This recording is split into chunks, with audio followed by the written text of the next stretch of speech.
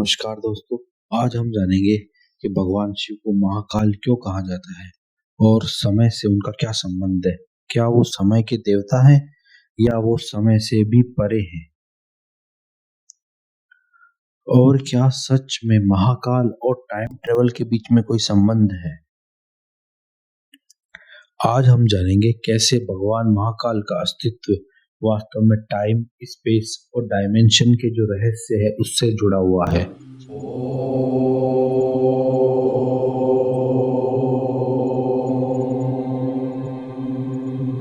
महाकाल यानी जो समय से परे है, जो समय को नियंत्रित कर सकता है। काल का अर्थ है टाइम और महाकाल का अर्थ है the great beyond the time. कहा जाता है कि शिव का तो ना आरंभ है और ना अंत। वो समय को बनाते भी हैं और खत्म भी कर सकते हैं। इसलिए ही कहा जाता है कि काल भी जिनके अधीन है वही है महाकाल। अब जरा अपन इसको साइंस की तरफ से देखते हैं कि आइंस्टीन की जो थ्योरी ऑफ रिलेटिविटी है वो कहती है कि टाइम और स्पेस एक ही फैब्रिक के हिस्से हैं। अगर आप स्पीड ऑफ लाइट यानी प्रकाश की गति के करीब पहुंच जाओगे तो आपको लगेगा समय जो है वो बहुत धीरे चल रहा है, यानी टाइम इज नॉट कांस्टेंट। यह बदलता है ऊर्जा और गति के साथ। यही कारण है कि जो मॉडर्न साइंस है वो मानती है कि टाइम जो ट्रेवल है वो थ्योरेटिकली पॉसिबल है। तो दोस्तों अब जरा सोचिए, महाकाल जो ऊर्जा के सर्वोच्च रूप है, समय जिनके अधीन है, क्या वो टाइम को बेंड नहीं कर सकते। भगवान शिव को अनादि और अनंत कहा गया है। उनका निवास कैलाश पर्वत, वो स्थान जहां पर समय भी स्थिर हो जाता है। कैलाश कोई एक साधारण सा पर्वत नहीं है, बल्कि ये एक कॉस्मिक एनर्जी सेंटर है जहां पर सारी समय की जो धाराएं हैं वो एक साथ मिलती है।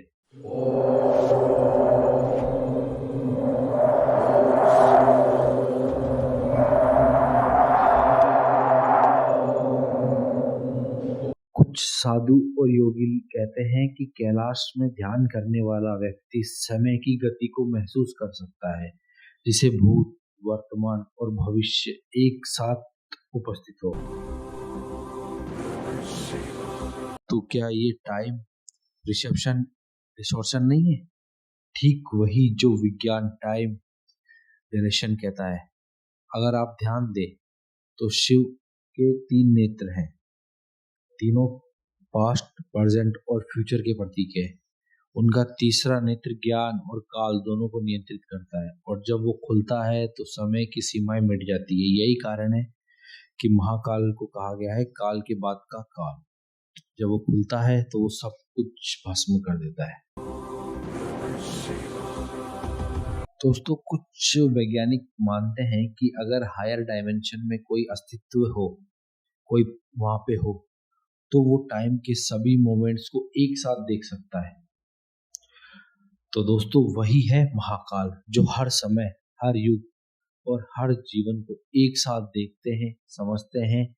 वो सिर्फ टाइम ट्रेवलर नहीं है, वो खुद टाइम है, यानी वो समय है।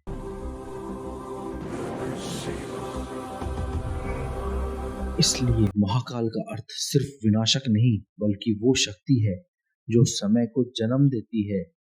जहां विज्ञान समय को तोड़ने की कोशिश कर रहा है, वहीं शिव समय को पार कर चुके हैं।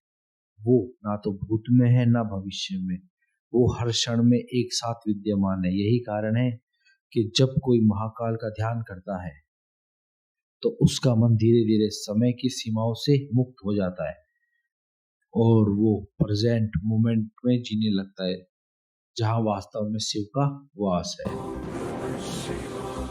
दोस्तों अगर आपको ये वीडियो पसंद आया हो तो प्लीज लाइक, शेयर और कमेंट जरूर करना। कमेंट में जरूर बताना कि अगला रहस्य आप किस देवता का जानना चाहते हैं। मिलते हैं अगले वीडियो में। जय श्री राम।